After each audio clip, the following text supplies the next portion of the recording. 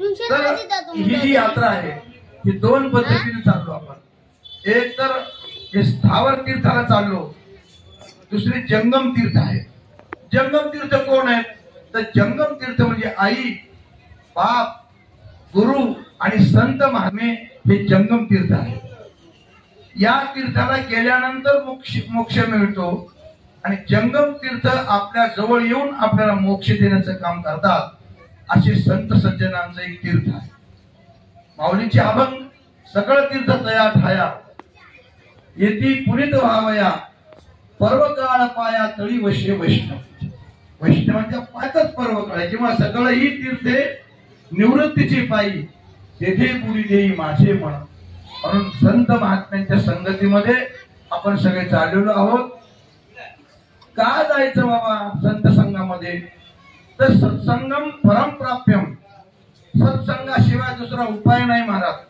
भागवतामध्ये देवहूतीचा प्रश्न आहे की मी आतापर्यंत काही सगळं केलं पण आता मला एकच इच्छा आहे की माझा आत्यंतिक अशा स्वरूपाचा ज्याला मोक्ष म्हणतो ते मोक्ष मला कशाने मिळेल. तेव्हा कपिलाचार्याने उपदेश केला की आई पहिलं द्वार आहे संत संग. संत संगतीच्या द्वारा तुला भक्तीची प्राप्ती होईल आणि भक्तीच्या द्वारा तुला मोक्ष प्राप्त होईल. अशा प्रकारचा क्रम कपिल भगवंतांनी सांगितलेला आहे. आणि म्हणून आपण सगळे सत्संगात आलात. इतका आनंद वाटला मला.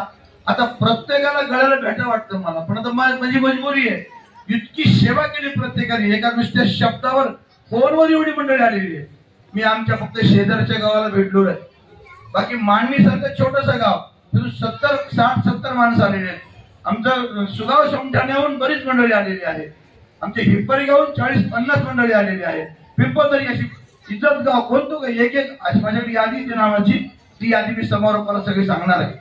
अशा अनेक गावून याला आम्ही काय केलं नाही एका प्रमुखाला फोन केलेला आहे. त्यांनी सगळी किमया केलेली आहे आणि हे सगळ्यात महत्वाचं आहे. आणि म्हणून आपल्याला जेवढे द्यावे तेवढे धन्यवाद कमी आहेत. या माझ्या सगळ्या माता भगिनी एवढ्या प्रतिकूल परिस्थिती असताना सुद्धा आपण सगळे आलात याबद्दल माझ्याकडे शब्द नाहीत. आणि आल्यानंतर सर्वांचं स्वागत केलं. आमचे श्री क्षेत्र मारतळा येथे बंडू चंपतराव पाटील यांनी सकाळचा खिचडी आणि जिलेबीचं जेवण सर्वांना दिलं. आजही या ठिकाणी आपल्या गावचे माननीय वसंतराव पाटील सुगावे आता त्यांचं सगळं मित्रमंडळ गेल्या वर्षीपासून अत्यंत दक्ष आहेत आणि इतका सुंदर त्यांनी कार्यक्रम या ठिकाणी घेतला. हे शाळेचं प्रांगण स्टेज याबद्दल आमच्याकडे शब्द नाहीत. त्यांनी सुद्धा इथून मारतळाच्या पुढे जे लोक आलेले आहेत त्यांच्या फराळाची व्यवस्था आणि सगळ्यासाठी इथे फराळाची व्यवस्था केलेली आहे. ते आभार प्रदर्शनात बोलतील तेव्हा सगळ्यांना मनापासून धन्यवाद देतो. आलेल्या मंडळींना एक विनंती करतो. तुमच्या पायावर हात जोडून विनंती आहे इथून मात्र आपण लाईननं आपल्या गाड्या गेल्या पाहिजे. पाहणाऱ्याला एक आगळं वेगळं दर्शन दिसलं पाहिजे. आतापर्यंत आपली जोड लागली नाही असं मागे पुढे झालंय. तर इथून पुढे आपल्याला कासारळीपर्यंत आता लोगो इथून गेला तर लोगोला रोडवरच रेड्डी साहेबांचा सत्कार आहे. एक 5-10 मिनिटाचं काम आहे आणि तिथून आपण कासारळीला जाऊ. तिथून मात्र सत्र होणार आहे. या सगळ्यांची प्रवचनं तुम्हाला तिथे ऐकायला मिळणार आहेत. आणि तिथून मात्र पुढे आपण बासरला जाऊ. बासरला स्नान केल्यानंतर अर्थात स्नानाची गरज नाही कारण गंगा भरून झालेली आहे. फक्त गंगेचं दर्शन घ्यायचं डोळ्याला पाणी लावायचं आणि तिथून ज्ञानोबा तुकारामच्या झाडामध्ये जसं आपण माऊलीचा सोहळा पाहतो अशा पद्धतीने सगळे टाळकरी मृदंग वादक असे वाजत गाजत आपल्या दिंडी स्वरूपामध्ये माता सरस्वती दर्शन घ्यायचं आहे.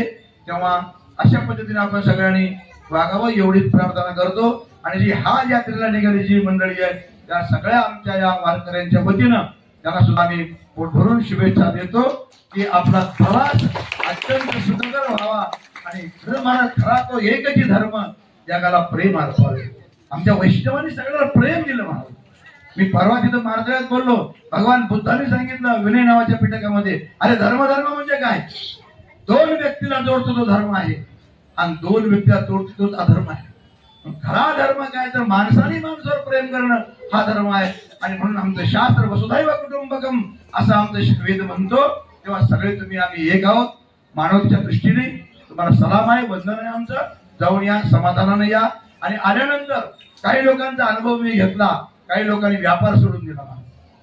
एकाला तराजू हातात धरलं तर खालीवरी होतं. हात झालं म्हणजे काय, परिवर्तन झालं पाहिजे. आता आम्ही 100 वाऱ्या पंढरपूरच्या करतो, पण आमची बैमानी गेलीच नाही. बिगर फुकट तिकटच होतो आम्ही. आमचं वय किती असतं कंडक्टर, आमचं वय किती आहे? 40 वर्षाच्या पोराने काही 75 वर्षाचं कारण काढले. मग काय बघ 100 वाऱ्या केलास का 200 वाऱ्या केलास काय फरक? इथूनच बैमानी सुरुवातच बैमानी बसून होती. असं नाही, मला सच्चाई आमच्या जीवनामध्ये आली पाहिजे, माणुसकी आली पाहिजे. आम्ही माणूस म्हणून तिकडून येताना आलो पाहिजे.